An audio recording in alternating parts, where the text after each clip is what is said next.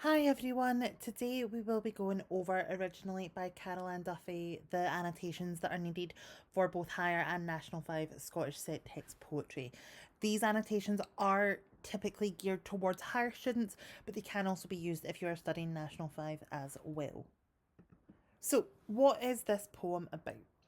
In this autobiographical poem, Duffy considers and explores the sense of isolation and confusion she felt as a child when her family moved from the Gorbals in Glasgow to England.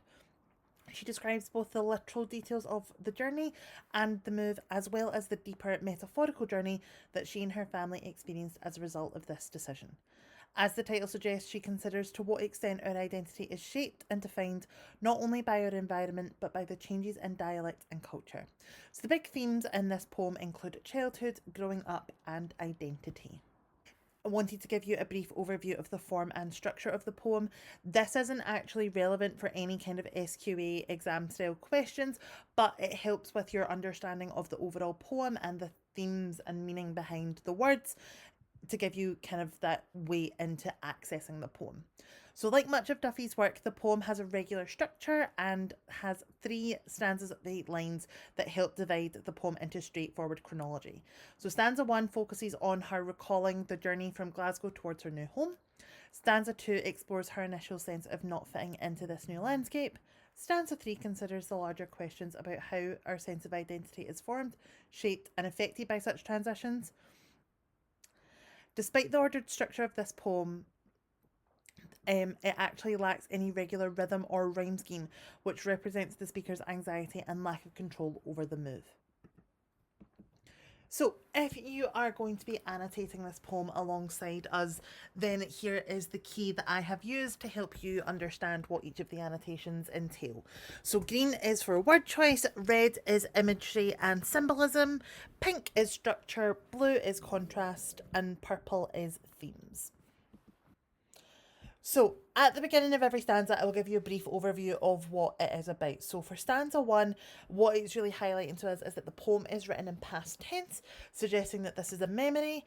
And the first few lines create quite an upbeat atmosphere slash mood, which is contrasted later on when the children's reactions are described. Big themes that are introduced here are the impact of change if you're at higher, the theme of change if you're at Nat 5, identity, and memories. So we're going to first start off with reading stanza 1. So, we came from our own country in a red room which fell through the fields, our mother singing our father's name to the turn of the wheels. My brothers cried, one of them bawling, home, home, as the miles rushed back to the city, the streets, the house, the vacant rooms where we didn't live anymore. I stared at the eyes of a blind toy holding its paw. So our first annotation is going to be our own country, and we're really going to focus in on that word choice of own, which has connotations of belonging and suggesting a sense of possession. So they do not feel at home in this new environment. Next up, we have red room for the metaphor and alliteration. So the red room is the train carriage or car, depending on how you want to interpret it. So red has connotations of danger or anger, which suggests that the speaker is being forced to leave their hometown. Next up, we have fell through fields, so again, alliteration, which draws attention to the lack of control that the speaker felt. Next up, we have that contrast of the mother being optimistic, which contrasts with the speaker's own feelings about the move, with the mother singing and, trying to kind of keep things upbeat and happy for everyone. We have the word choice of bawling, which has connotations of uncontrollable emotion and suggests that the brothers share the speaker's feelings about the move. Remember, bawling is like uncontrollable crying. You are so devastated that you literally cannot stop. Okay, bawling doesn't just mean to cry, it's an extreme show of emotion. Next up, you have the repetition of home, and the enjambment of that, where home kind of is on one line and then home starts the next line, to highlight the central idea of belonging and the thing that they are starting to lose. We then have the miles rush back with the personification there, sorry, which suggests that the miles are what is rushing and kind of reflecting the speaker's own desire to run away. Next up, you have that big long list of the city, the street, the house, the vacant rooms, which focuses on increasingly specific details, highlighting just how much she thinks she is kind of leaving behind. Next up, we have the word choice of blind, which has connotations of obviously not being able to see and suggests that she cannot visualise her new life in England. And again, holding its paw, which has connotations of seeking comfort and suggests the innocence and naivety of the speaker. For our stanza 2 overview, we kind of are beginning to explore the key idea of that childhood is equated with changes and transitions that are often beyond our control and that are often deeply uncomfortable to be experienced. All right, so the big theme of this one is transitions from childhood to adulthood if you're in higher, and you could also talk about the theme of change if you were in National 5. So let's start off with reading this stanza. All childhood is an emigration. Some are slow, leaving you standing, resigned up an avenue where no one you know stays. Others are sudden, your accent wrong. Corners which seem familiar leading to unimagined pebble-dashed estates, big boys eating worms and shouting words you don't understand. My parents' anxiety stirred like a loose tooth in my head. I want our own country, I said. So let's start off with that initial metaphor of all childhood as an emigration. So just as an emigration is a period of movement where people tend to move from one country to another, and that obviously comes with a big transition involved, so too is childhood a time of change and uncertainty. As you start to grow and mature, you experience things that you've never experienced before, much the way you would if you were moving country. Next up, we have quite a complicated couple of lines. So we have some are slow, leaving you standing, resigned up an avenue where no one you know stays. So that long, elongated sentence emphasises the kind of slow stages of adulthood. Then in contrast, you have others are sudden, your accent wrong. And those short, abrupt sentences highlight how quick some changes can occur. And altogether, the contrast of that sentence structure emphasises the different types of change that occur between childhood and adulthood. Sometimes it feels like you're going to be a small child for forever and you're never ever going to grow up, whereas sometimes something happens and the next thing you know, you feel like an adult.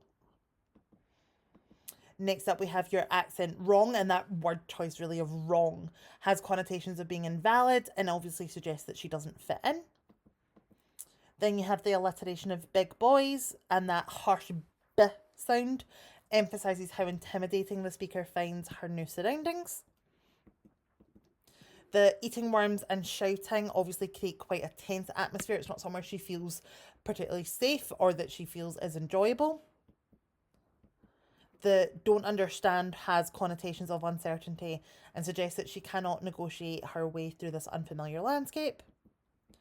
The simile of like a loose tooth. So just as a loose tooth is something irritating that you can't ignore, so too is their anxiety about the move constantly on their mind. And I want our own country. So that kind of use of italics emphasises that these are the speaker's own words. So our final stanza. All right, stanza 3. This is where the speaker is a lot older and more reflective as she considers her own gradual transition. Memories from her former life continue to trouble her, and despite some outward signs that she has adapted, it is implied that she continues to feel out of place. And by the end of the poem, it is clear that the poet is no closer to defining her identity. So let's start by reading it. But then you forget, or don't recall, or change, and seeing your brother swallow a slug feel only a skilf of shame. I remember my tongue shedding its skin like a snake, my voice in the classroom sounding just like the rest. Do I only think I lost a river, culture, speech, sense of first space in the right place? Now, where do you come from? Strangers ask. Originally. And I hesitate. So first up, we have that word choice of but, starting the stanza with a but. So the use of the conjunction signals a change in the line of thought. The sentence structure of that forget, don't recall, change, it emphasises the variety of ways that a person can accept change, and it highlights the inevitability of change. We have again that alliteration of the S, the swallow a slug. All right, and that echoes the actions of the big boys in the previous stanza, showing that her brothers also now fit in well. The metaphor of a scalp of shame, so just as a scalp is a small inconvenience, so too is her feelings of shame now diminished, but it is still there underneath the skin. Skilf is also an example of Scottish dialect, and therefore kind of shows that she still has those links to her roots. The simile of shedding its skin like a snake, so just as a snake sheds its skin to grow and continue to develop, so too is the speaker having to leave behind her old identity. The sentence structure, again here, the enjambment of think emphasises her sense of uncertainty. And again, the long list of river, culture, speech, sense of first space and the right place. It highlights all of the things that she thinks she may have lost. But what she does really interestingly here is that it's posed as a question, which highlights the uncertainty. Again, we have more questions to introduce the kind of central idea of, is where you come from the same as your original home? All right. Is when you move on to a new place the same, does that then eventually overtake the place where you were born or where you grew up? And again, we have that word choice of hesitate having connotations of uncertainty and suggests that the speaker is still unsure of her identity, which is then further emphasised by that short, abrupt sentence. Thank you so much for making it to the end of this video. Hopefully those annotations will help you with your National 5 or higher English exams.